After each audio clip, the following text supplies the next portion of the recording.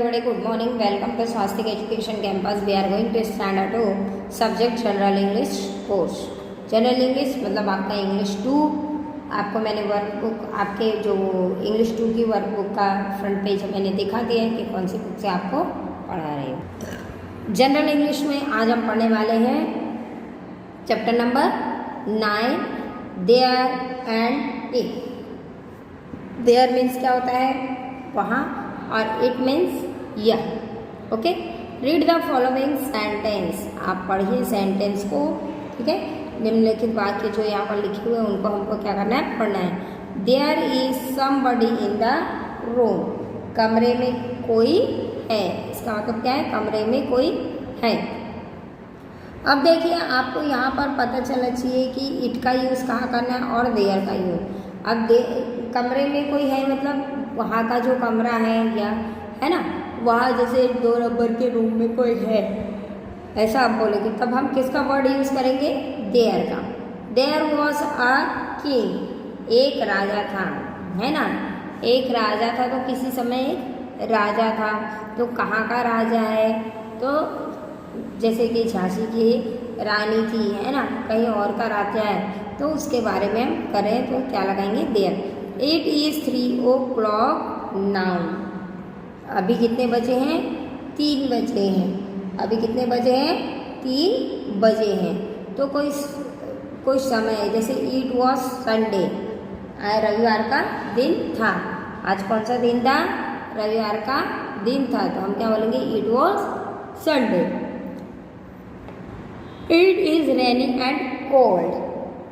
यह बारिश और ठंड है ना. ये क्या है, बारिश और ठंड है.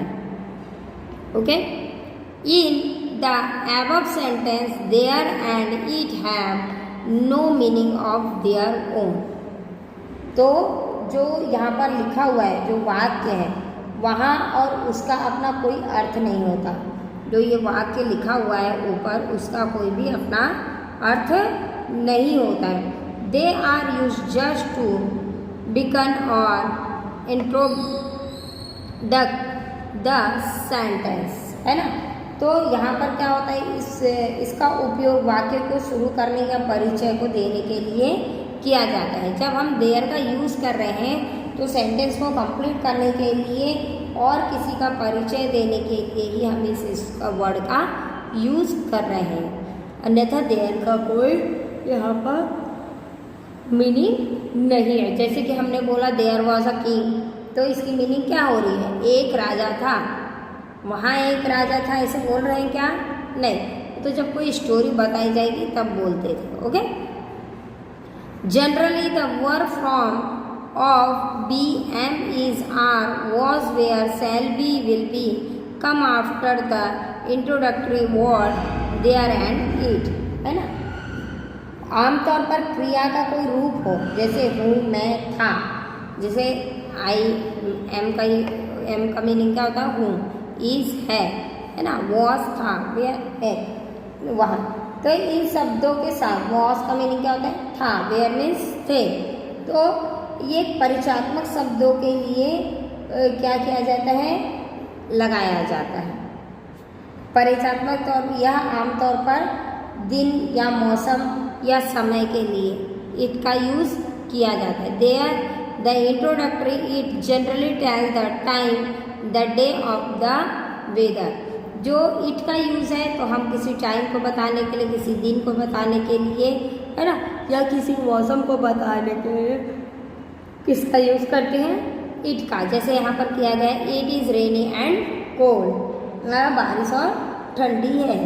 तो यही चीज़ बताया जा रहा है कि देयर का यूज़ हम किसी मीनिंग को कंप्लीट करने के लिए या केवल औपचारिकता वर सेंटेंस के लिए करते हैं या किसी का इंट्रोडक्शन देने के लिए.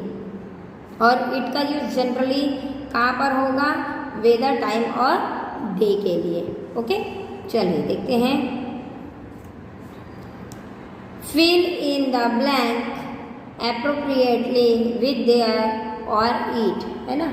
तो आपको क्या करना है, यहाँ पर देयर और इट का यूज़ करना है. There is a temple of Lord Shiva in this land, है ना. तो यहाँ पर कहा जा रहा है लैन में भगवान शिव का मंदिर है। इस सेंटेंस कंप्लीट कर। अब it is a temple of Lord of Shiva, ऐसे बोलेंगे क्या? नहीं।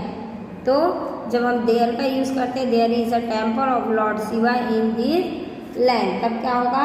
इस लैंड में भगवान शिव का मंदिर है। वॉज अ सैनी डे, अब देखिए जैसे हमने इट का यूज बताया था कि कोई वेदर के लिए, तो सैनी डे मतलब धूप का दिन, तो it was a sunny day मतलब धूप का दिन था। Are 50 children in my class, मेरी क्लास में कितने चिल्ड्रन हैं? 50। मेरी कक्षा में कितने बच्चे हैं? 50। तो सेंटेंस को कंप्लीट करने के लिए क्या लिखा हमने? There are. अब देखिए वॉज अ वेडिंग डे, है ना, तो यहाँ पर भी वेडिंग डे का बताया जा रहा है कि शादी का day of is my sister, there way are many guest in the house, है ना, तो बताया जा रहा है कि शादी का दिन, तो शादी के दिन के लिए हम क्या लगाएंगे? ईट। और मैनी गेस्ट हाउसेस, तो हाउस के लिए हमने क्या लगाया यहाँ पर? देयर। तो यह बताया जा रहा है यह उसकी बहन की शादी का दिन था, घर में कोई मेहमान, घर में क्या थे? बहुत सारे मेहमान थे। Thank you, fill in the blanks, is all right, है ना, तो एक सेंटेंस के लिए हमने क्या लगाया है? It. Fill in the blank will be science exhibition in your school next week, है ना। अब यहाँ पर एग्जीबिशन के बारे में बताया गया है, स्कूल के बारे में, इसलिए क्या लगाया हमने? There. Fill in the blanks is very hot day, बहुत गर्मी का दिन है, इसलिए क्या लगाया है? इट। इट का प्रयोग कहीं पर सीजन के लिए, कहीं डे के लिए, कहीं टाइमिंग के लिए लगाया जाता है। It was the recess time, अब रिसेस टाइम दिया गया इसलिए हमने क्या लगाया? इट लगाया। Fill in the blank were very few children in the classroom, और बहुत ही थोड़े बच्चे कक्षा में बचे थे। इज वेरी लास्ट ना लेट नाउ, है ना, तो लेट हो चुके हैं, इसके बारे में बताना है, इसके लिए it is very late now, यहाँ भी टाइमिंग बताया जा रहा है। Fill in the blank will be no train till tomorrow morning, तो कल सुबह कोई ट्रेन नहीं होगी, तो कल सुबह के बारे में, है ना, ट्रेन के बारे में बताया जा रहा है, इसलिए यहाँ पर कहा जा रहा है कि कल कोई भी ट्रेन नहीं होगी। तो आपको केवल इतना ध्यान रखना है कि जो इट का यूज़ है वो किसी डे, टाइम या वेदर के लिए यूज़ करते हैं, तो जब आपको ये फिल इन द ब्लैंक दिया जाए तो कहीं वेदर, कहीं टाइम के बारे में बताया जा रहा होगा या किसी भी बात की होगी टाइमिंग के, तो वहाँ पर हमको क्या लगाना है?